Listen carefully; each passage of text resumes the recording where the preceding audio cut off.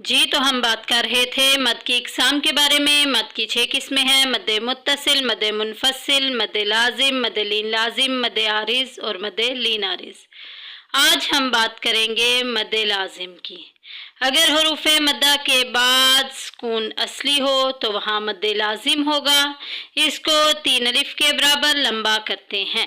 3 الف کی مقدار کتنی ہوتی ہے کہ جیسے 3 انگلیوں کو بڑے آرام سے کھولنے اور کھلی ہوئی انگلی کو بند کرنے میں جتنی دیر لگتی ہے وہ 3 انگلیوں کی مقدار ہوتی ہے۔ جیسے جانن،